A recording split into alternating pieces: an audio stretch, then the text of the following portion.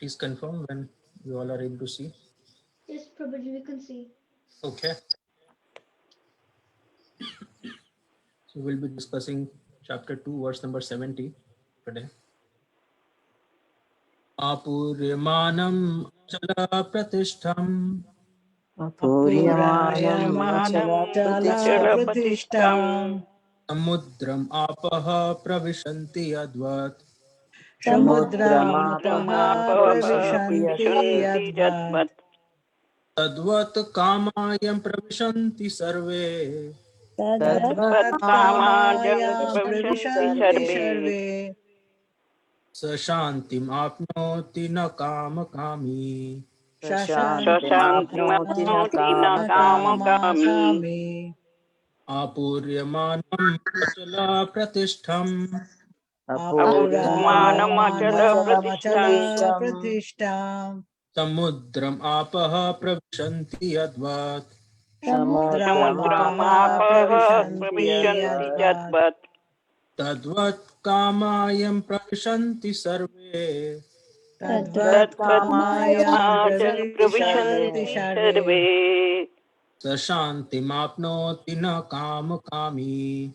Shashantimapnoti na kama kami Apurymanam achala pratishtham Apuryamanam achala pratishtam samudramapah pravishanti advat Samudramapah pravishanti yadvat tadvat kamayam pravishanti sarve Tadvat kamayam pravishanti sarve sa shantim apnoti na kama kami.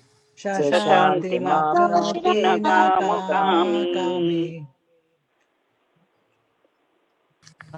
Apuryamanam achala pratishtam Apuryamanam achala pratishtam Samudramapa pravishanti advat Samudramapah Samudramapah pravishanti yadvat Tadvat kamayam pravishanti sarve Tadvat kamayam pravishanti sarve Sashantimapnoti na kama kami Shashantimapnoti na kama kami Apuryamanam achala pratishtam Apuryamanam achala pratishtam samudramapa pravishanti yadvat Samudramapah pravishanti yadvat tadvat kamaya pravishanti sarve Tadvat kamayam pravishanti sarve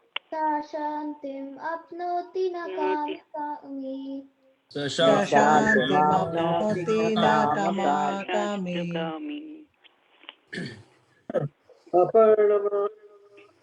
अप्रमाणम अचलम प्रतिष्ठा Apuryamanam Apuryamanam achala pratishtam द्रिभापम प्रविशन्ति दति ददाति Samudramapah pravishanti yadvat अमायं प्रविशन्ति सर्वेषु का शान्तिमं प्रयम् tadvat kamayam pravishanti sarve Shashantimapnoti na kami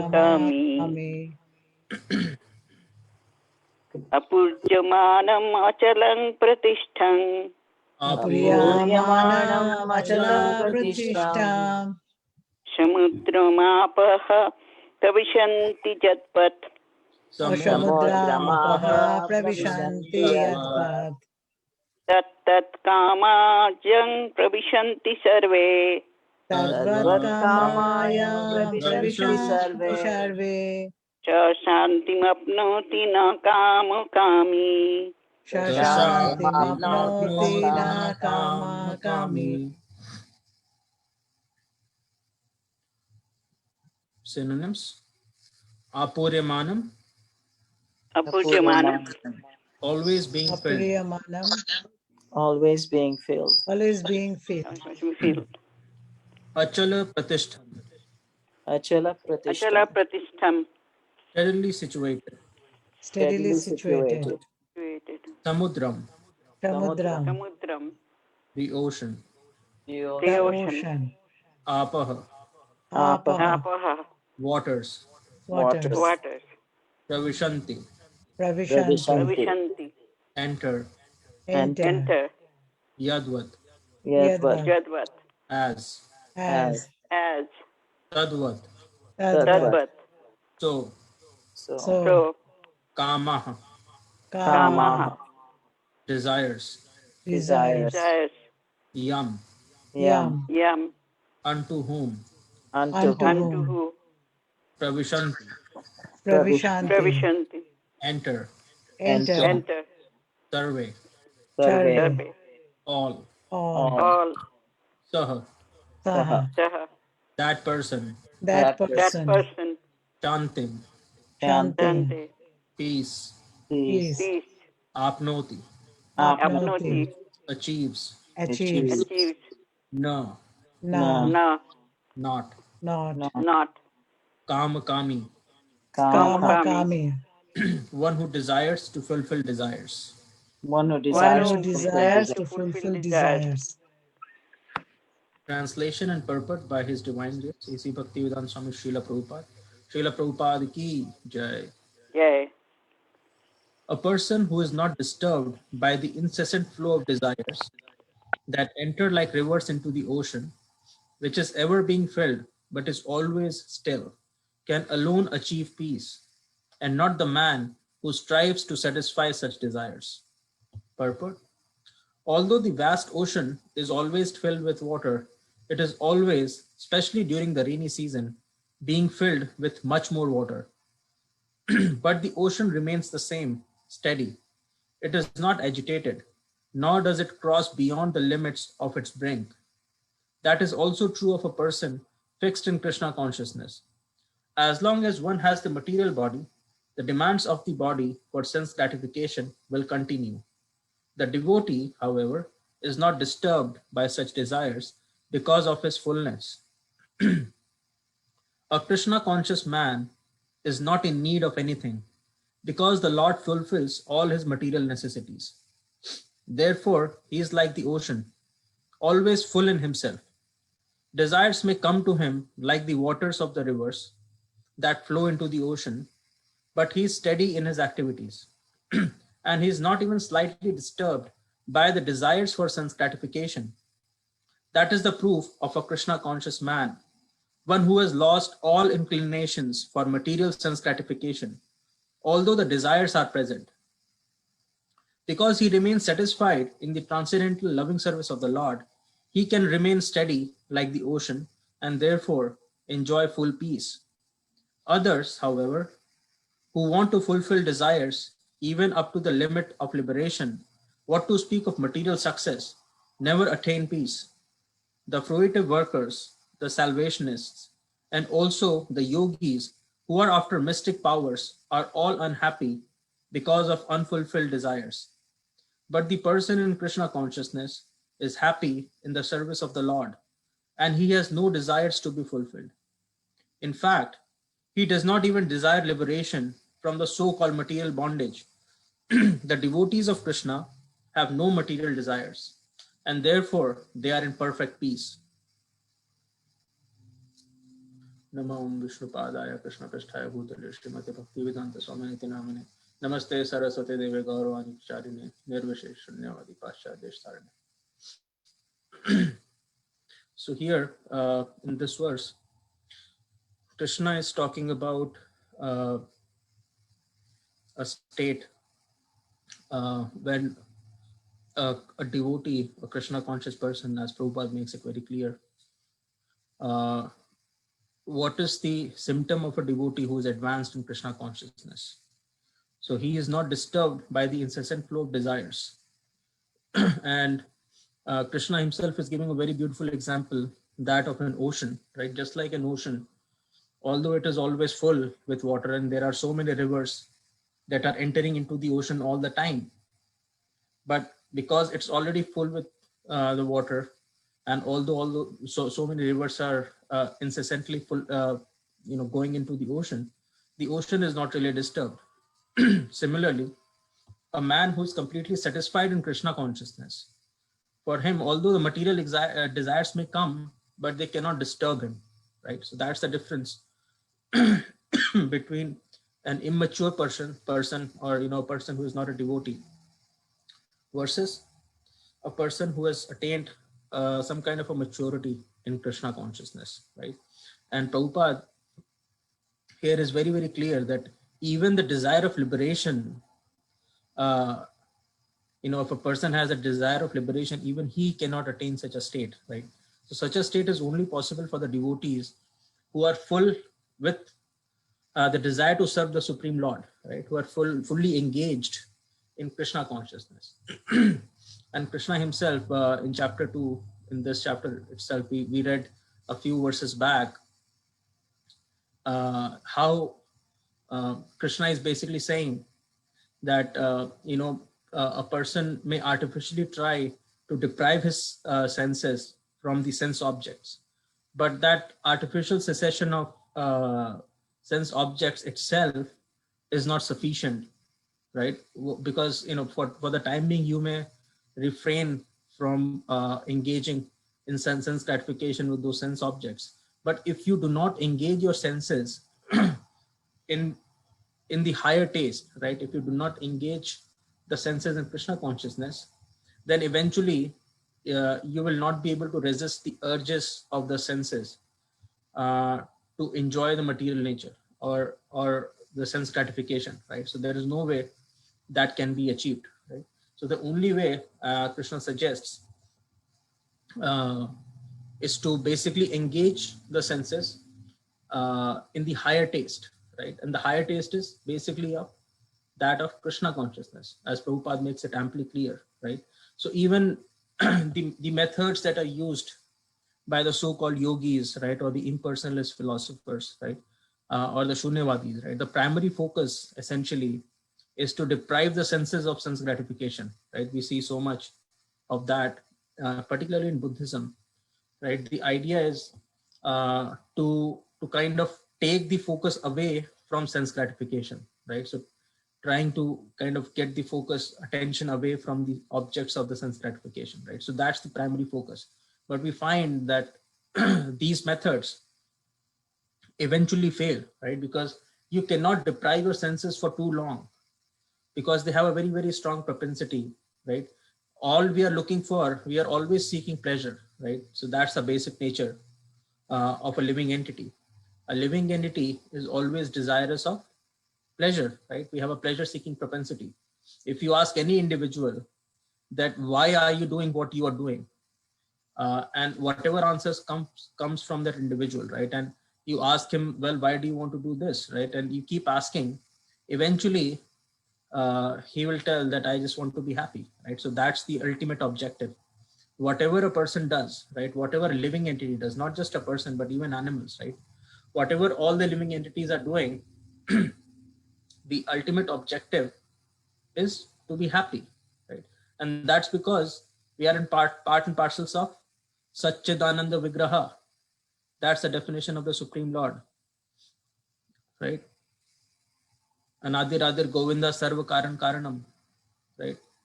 Satchidananda Vigraha, that's the definition of the Supreme Lord, Krishna. So he is always self-sufficient and completely blissful, right? So that's the nature of Krishna. And because we are his part and parcels, Mame Vamsho Jiva Loke Jiva Bhuta Sanatana Manasasthani Indriyani Prakriti Sthani Karshati, right? So because we are his anshas, we are his part and parcels, therefore we always have this desire to be situated in that bliss, right? Because Krishna is always blissful, and therefore we are always seeking bliss. So in that sense, we could say, as Krishna says, Mam Vartamanu Vartante Manushya Partha Sarvasha. Everyone, all the living entities are ultimately seeking my path, right? Mama Vartamanu Vartante Manushya Partha Sarvasa.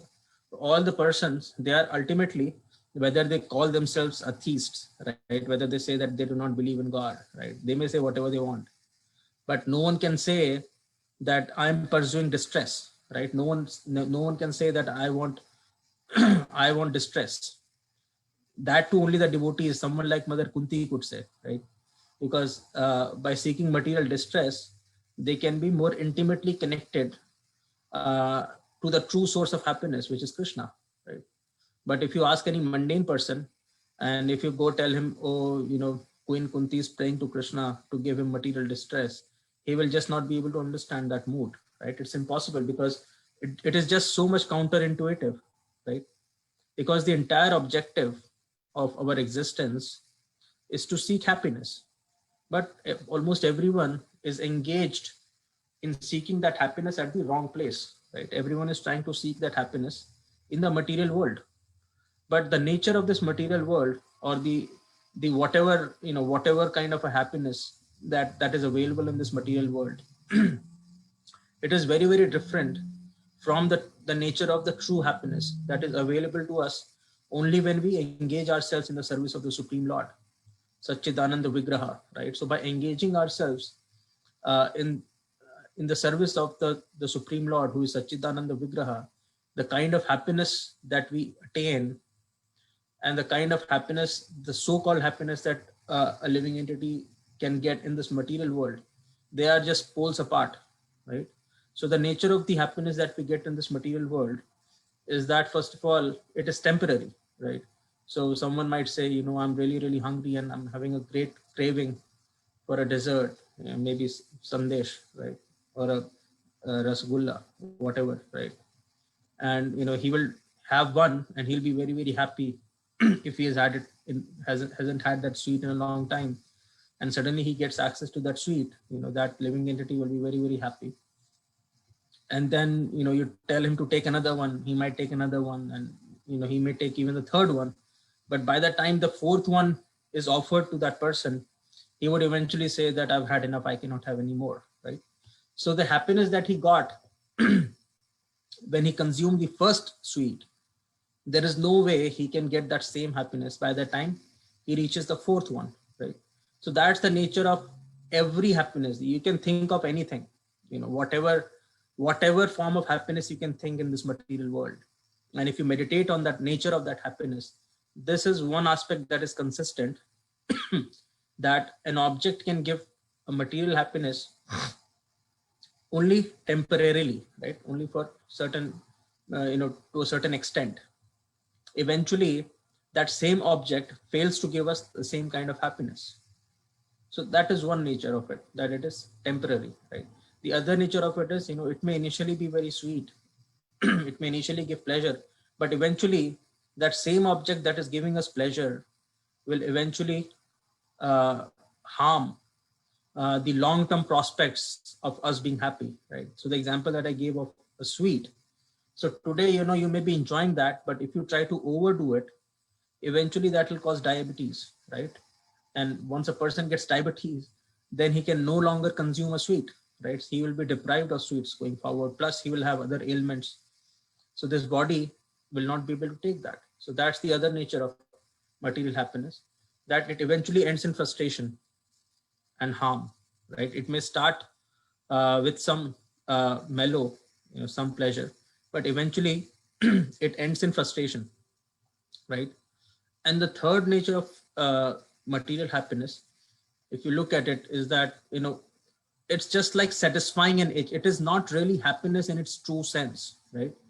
It's like you are deprived of something, and the cessation of that deprivation is essentially material happiness, right? So if, for example, if you have an itch on any part of your body, right, and suddenly you start to scratch it, that gives some kind of a pleasure, right? But all you did was to satisfy the anomaly that occurred at the first place, right? So the origin of this happiness is actually in distress, right? It started off with a distress, and when you satisfied the distress, that tends to give a happiness, but it's not really the happiness, right? Similarly, the example that I gave of a sweet, you were hungry, so that hunger is kind of an itch, right? And when that itch is satisfied, it cannot give happiness anymore. So it indicates that the material happiness, it's not in its truest sense, it isn't really happiness. What it is is a cessation of a distress, right? That's why the term that we use is sense gratification. We are trying to gratify an urge, right? So it's like an urge, and gratification of that urge is what we consider to be happiness. But satisfaction of an urge, or gratification of an urge, isn't really a true happiness, basically, right? Because it doesn't really have its own existence, right? So just like darkness, right? Darkness doesn't really have its own existence. Any place that is deprived of light is basically dark, right? So similar is the nature of this material pleasures, right? They all have the basis in that itch or that urge, right? And that urge is basically created by the interaction of our senses with the three modes of the material nature, right?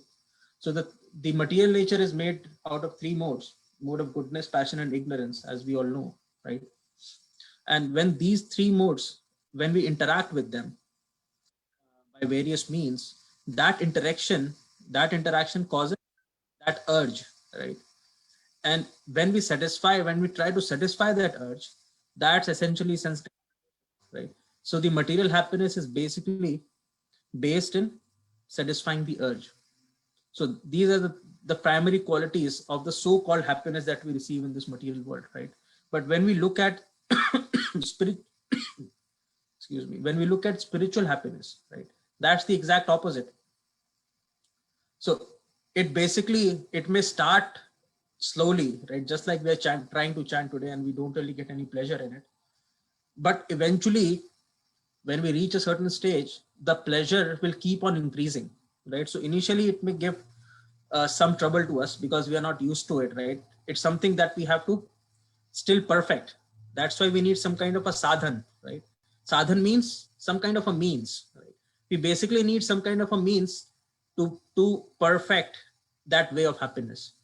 So it may start with some hard work, we may have to put in some effort into it, but eventually by using the sadhan or the means, when that gets perfected, when you reach a certain stage, then it will start showing the symptoms. And that's the real happiness, because it is not really based in any kind of an urge, right? There is no urge. In fact, it is so difficult for us to bring people into Krishna consciousness and to make them chant. Why? Right? Because there is no urge in them to do it. We in fact have to push them to do it, right? And all of us, we have to push ourselves to chant. There isn't really an urge to chant inside us, right? So it is not really situated in that kind of an urge, right? It basically starts when a perfect soul, a perfect being kind of directs us or gives us a nudge, right, to pursue that and convinces us through intelligence that this is the right path.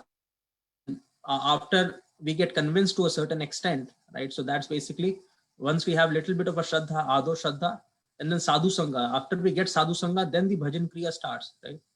So here, that urge isn't there. Although, because by our very nature, as I mentioned, right, we are all trying to pursue Krishna. Mama vartamanu vartante manushya partha sarvasha. So that innate propensity to be engaged in the loving service of the Supreme Lord is already there, right? So that's basically our nature. It's not really an urge, right? So there is a difference between an urge or an itch and the actual true nature.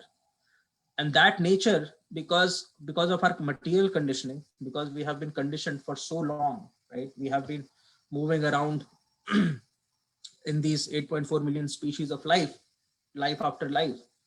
And we have been trying to gratify our senses by our engagement through the three modes of the material nature. We are kind of trying to satisfy and trying to seek some pleasure in it, right? So there is a very strong conditioning that we have. But that innate nature to be happy, that's still there. So once we do sadhu sangha and we get a spiritual master who can give us the seed of Krishna consciousness, right? And then we need means, sadhan. And when we do that sadhan, right, through practice and vairagya or detachment, right? Abhyasena tu kaunteya, vairagyena cha grihate, Krishna says. By these two things, by practice and detachment, when we do that under the guidance of a spiritual master, eventually this practice will lead to that pleasure. So it doesn't really start with any kind of an urge, right? It starts with some little faith and then some spiritual guidance from the perfect being, from the spiritual master. And then through various sadhans or means, eventually we can get to a stage where we can start finding that taste, right? And once we get that taste, the nature of Krishna consciousness or the spiritual happiness is that it keeps on increasing, right? There is no end to it. In fact, it increases many fold. It just keeps on increasing and increasing, right? So that's the difference. That's the primary difference between spiritual happiness and material happiness.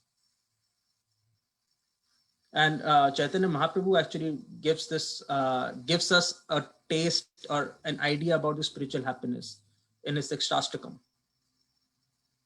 right? So he basically says that it keeps increasing. So that's the very nature of the spiritual happiness. So that's what we are all looking for, right? But because of our misidentification with this body and this material nature due to false ego, as Krishna says, Mamevamsho jivaloke jivabhuta sanatana manasasthani indriyani prakriti sthani karshati, right? Although these living entities, they are my part and parcels, right? So they belong to me. They don't really have any business to be here in this material world. But because of their forgetfulness of their relationship with me, they are struggling very hard in this material world. Prakriti sthani karshati.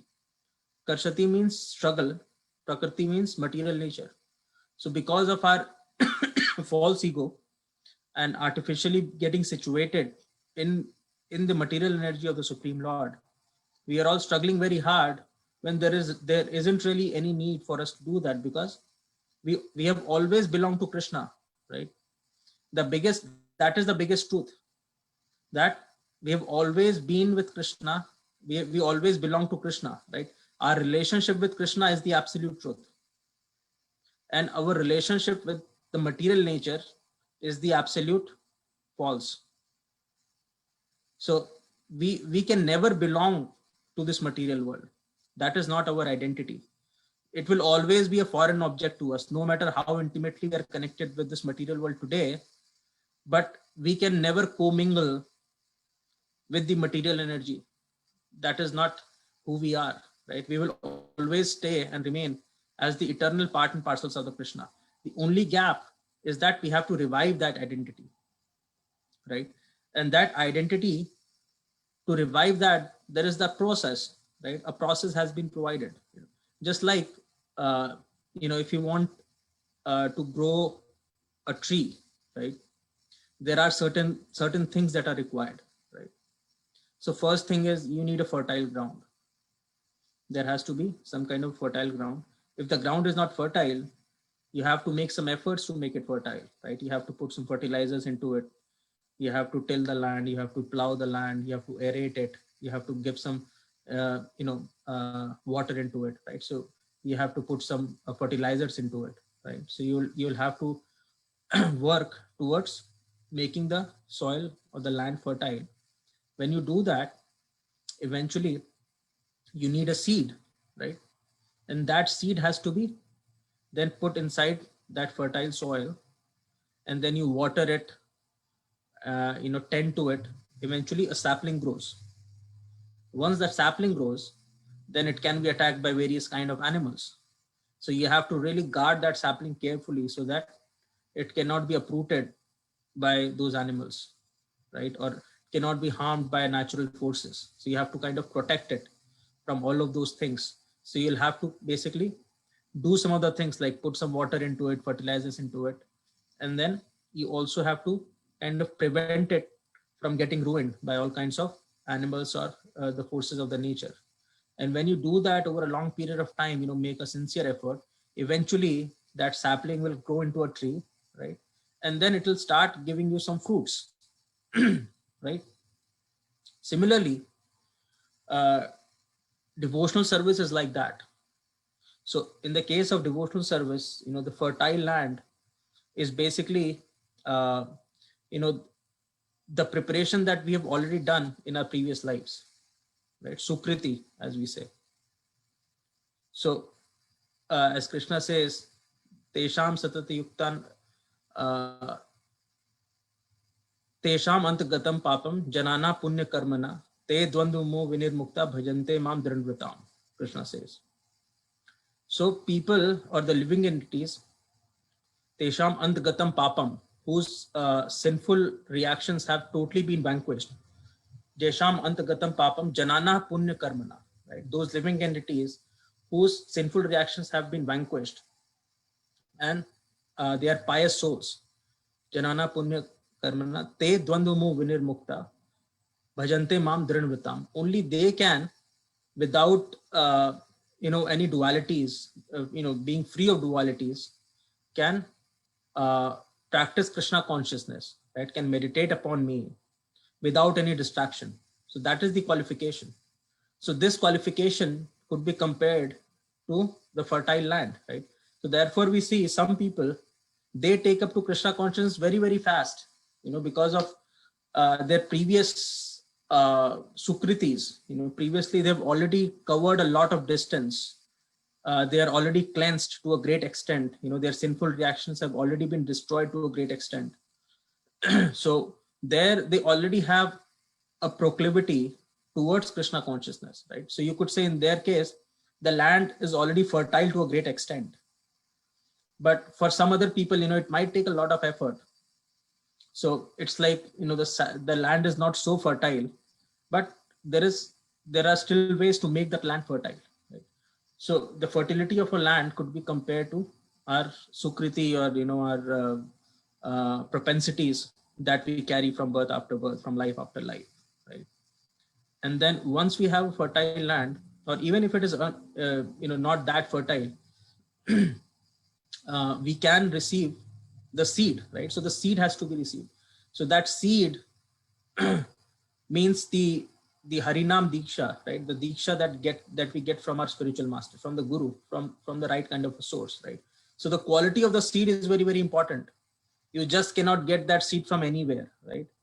What is the potency of the seed itself is very, very important, right? Therefore, only through a disciplic succession in a bona fide sampradaya, when we receive the Harinam, that seed, that mantra, from a perfect, from a spiritual master who has been groomed through disciplic succession in a bona fide sampradaya.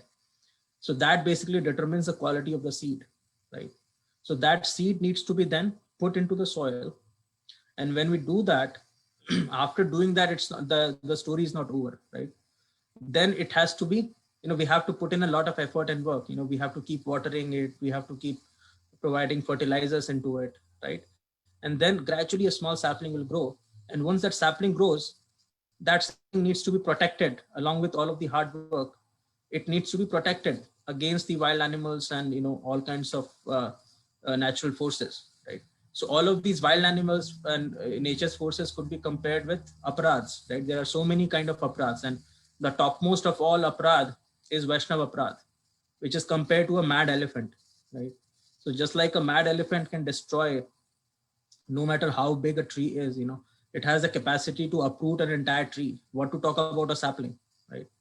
So we have to be very, very careful that we stay away from these aparadhs, nam aparadh. There are 10 kind of offenses towards the holy name. We have to be careful that we protect the sapling or bhakti lata, right? So after the beej is given, the bhakti lata beej, after it is provided and it grows into a bhakti lata to a certain extent, that sapling, it needs to be protected against the 10 offenses, right? So through that process, when we do that, when we are very, very diligent in performing our sadhana, right? The do's and the don'ts have to be followed very sincerely under the guidance of the spiritual master. And gradually when we do that, eventually that sapling becomes stronger and stronger into a tree, and eventually it basically results into fruits. And when a devotee reaches a stage of bhav and eventually prema. So prema means the final ultimate objective. Once we are naturally engaged in the loving devotional service of the Supreme Lord, right? But before that, starts from Adho Shraddha. We have to have a little faith. So to what extent do we have that Adu Shraddha depends upon our previous, whatever propensities we are carrying birth after birth, right? And then we receive Sadhu Sangha. After we get Sadhu Sangha, then the Bhajan Kriya starts. Then this process starts. And then after Bhajan Kriya, Anartha Nivritti happens. So gradually, because, the fertility of the soil can be improved, right? So as we do Bhajan Kriya, that and all of those anarthas, all of those bad propensities gradually are cleansed away from the heart. That cleansing, when it happens, it could be compared with, we are improving the fertility of the soil, right? So sometimes people say that, oh, you have been chanting for 5 years, 10 years, you still haven't got your Diksha, right? So all of that effort is not going to waste, right? It is like we are preparing the land to receive that seed, right? So it's not like it's all of that effort is for going to waste. It's not like that. We are preparing ourselves, right? So whatever time, but eventually perfection can only be achieved after you get the seed. Without seed, no one can expect, right? So if a person says, oh, I don't have a guru, but I'm still, perfectly Krishna conscious, that's not possible. That's foolishness. Therefore, we see even Mahaprabhu, when he came, he accepted a guru, right? Krishna, when he came, even he accepted a guru, right? So Krishna, he's very, very careful. He does not, and he never ever sets bad examples. Even when he comes, he appears in this material world. He makes sure he sets the perfect examples for us to follow, right? So this idea of a spiritual master, and not just any spiritual master, but a spiritual master coming from a bona fide sampradaya, a bona fide disciplic succession, and a living spiritual master. It's not like you just assume this to be anyone. It's not like that. So that has a very, very important aspect. It's like the seed.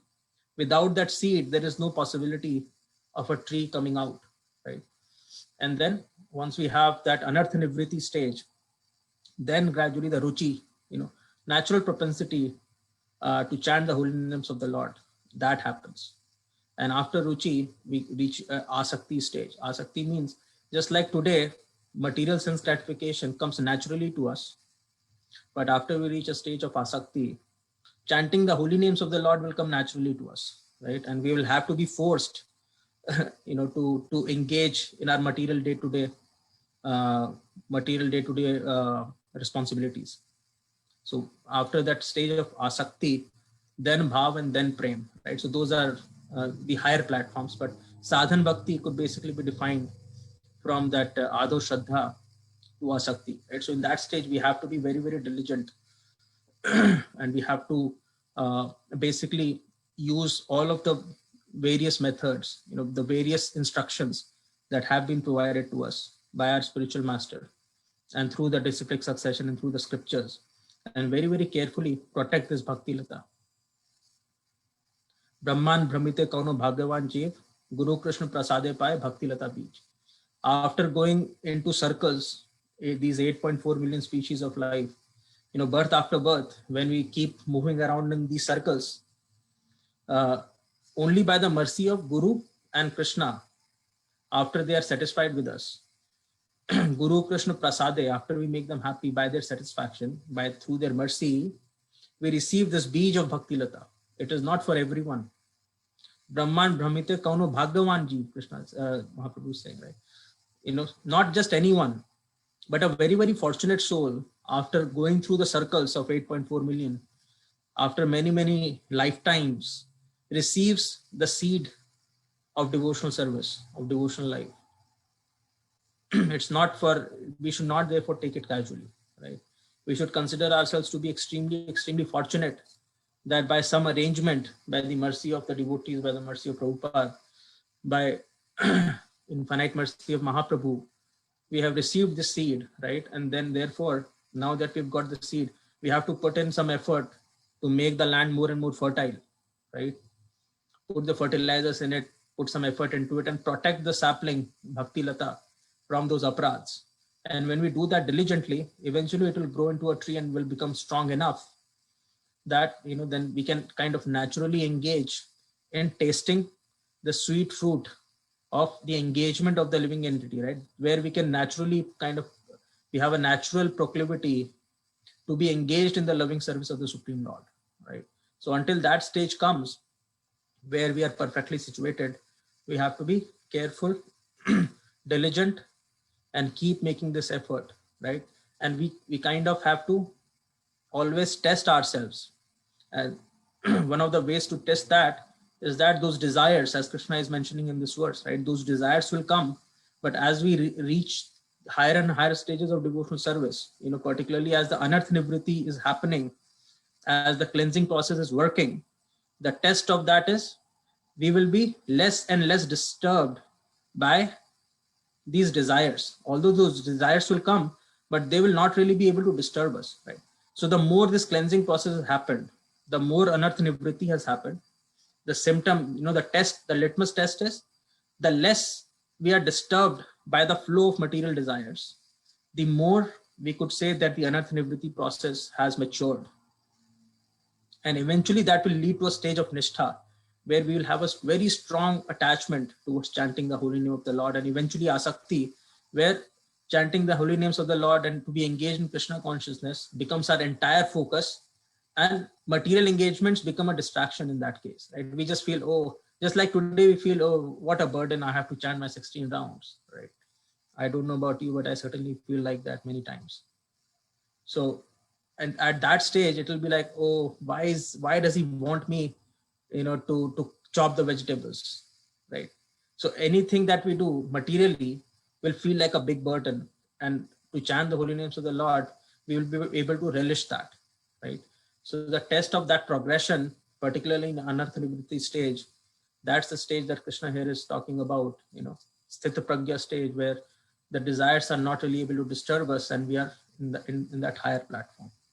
So I'll pause here and see if there are any questions or comments.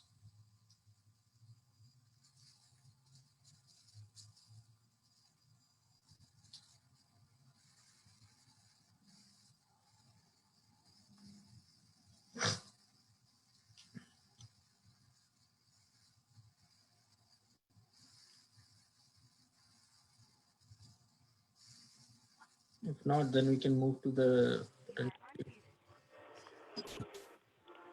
Prabhuji, you can put a glove in your mouth, then your throat and your cough will get get better. Thank you, Mataji. Yes, it actually started today. I'm feeling a little bit of an itch in my throat, but thank you for Yes. that. I'll definitely do that, Mataji. Yes, then you will feel better. And thank you for the nice class. Thank you, Mataji. Thank you. Thank you for listening. Thank you. Thank you.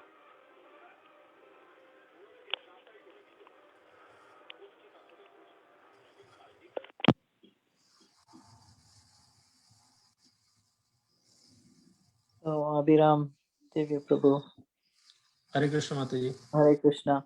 So sometimes, like you said, even though we have been doing this for so long, we feel like we're not getting to the results that we want, and we can feel a little discouraged, So how do we kind of work with that? Yeah, that's a very good point. Sometimes even after following the process for long, sometimes we feel we are not really making a progress, right?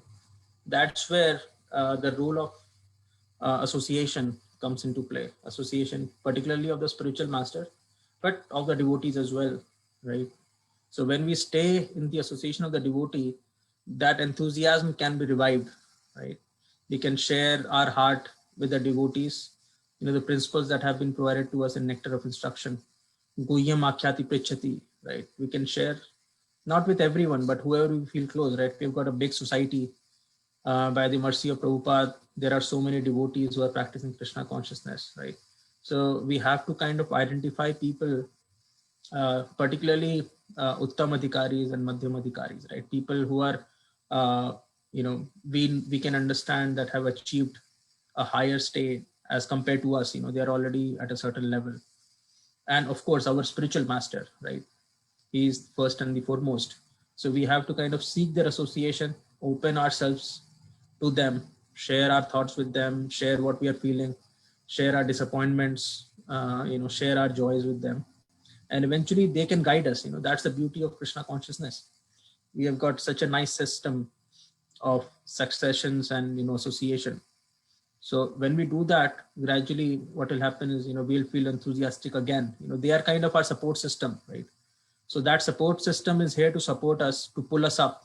Sometimes if we feel despondent, that support system keeps us on track. They will pull us. And in fact, I remember very well, when I initially came to Krishna consciousness, sometimes, when I was feeling very, very dull, I used to live like hardly a block away from where the temple was.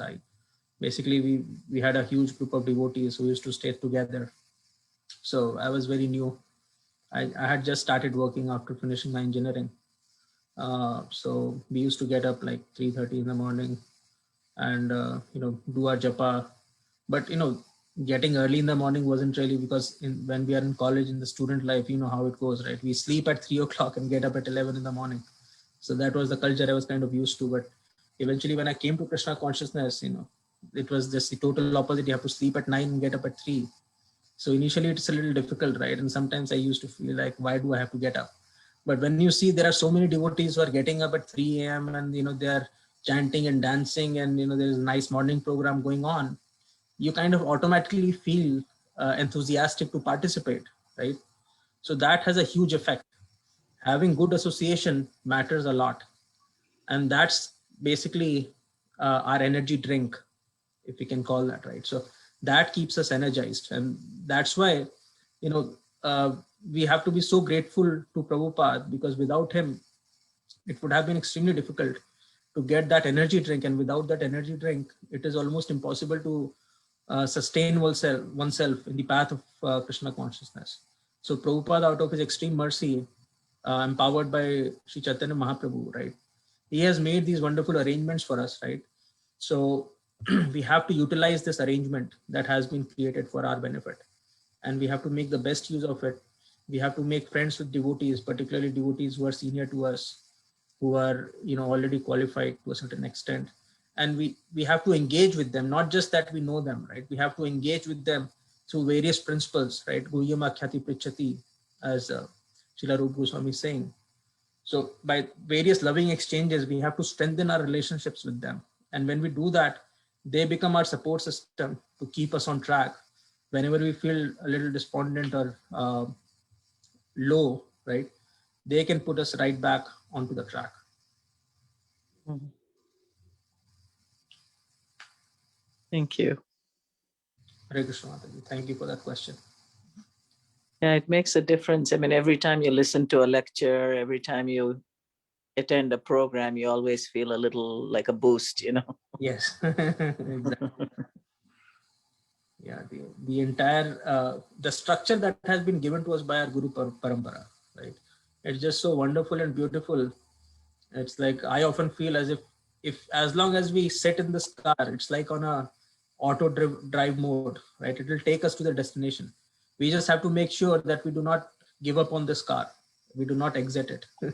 As long as we stay, the flow can take us to the ultimate destination, because throughout the day, there are so many activities that have been planned, that have been provided to us, and the entire system that has been provided, it is very, very powerful, and it is tried and tested, right? So many people have attained perfection through this structure. And actually, if you look at it, this structure actually has been provided to us by Mahaprabhu, right? He is the source, and he is the Yuga avatar for Kali Yuga. He's our Yuga avatar. He's basically our primary deity, and he has given us this structure. This structure is not like Prabhupada created out of the blue.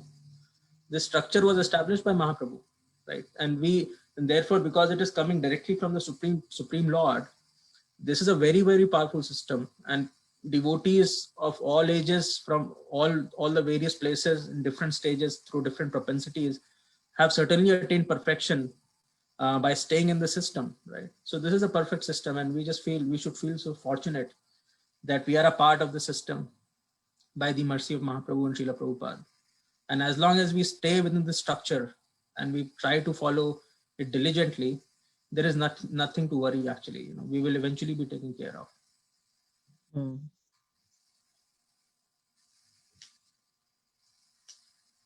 So that's the only thing we have to be careful of, that we stay in the structure. But even if you stay in the structure, I mean, how do you feel that you're qualified to get there? I mean, is it enough to just stay in the structure? One example would be, if you take admission in an IIT, right, a very reputed institution or a college, you are definitely provided a structure, right? And as long as you attend your classes, right, revise your notes, right, that also is a part of the structure, right? The practice that you have to follow. For example, you have to chant your 16 rounds. You have to follow 4 regulative principles. You have to avoid 10 offenses, right? So that is part of the structure. And if you are not diligently following those practices, then in a way you are giving up on the structure to a certain extent, right? So, and there, sometimes it could happen, just like, in an institution, it's not like you will be very, very diligent and, revise your notes every day when you come from the college. Some people are like me, who will study right a night before the exam, right? But the kind of system that has been given, even if you have certain vulnerabilities, the structure is strong enough to sustain us, as long as we are not, totally useless. Just like some people, they are just so useless that they don't want to study just for a minute, right? If you're not one of those, that you're totally careless, you just don't care. And I'm sure none of us is like that, especially people who have already taken Diksha. They have to have a certain kind of they have to have a certain level of maturity before they are provided Harinam Diksha, right? So for people like them, there is a very, very good hope. There is no reason for us to feel low, right? So as long as we stay in the structure, sometimes there could be some setbacks, but the structure is good enough for us to be sustained, to carry us forward. Yeah. So staying in the structure also means following kind of the rules of the structure. Yeah, exactly. In fact, that's the core, right? Following the regulative principles, chanting prescribed rounds, avoiding 10 offenses. Those are the core components of the structure. So those we have to be very, very serious towards. Yes. Thank you. Anyone else? Anything? Last point?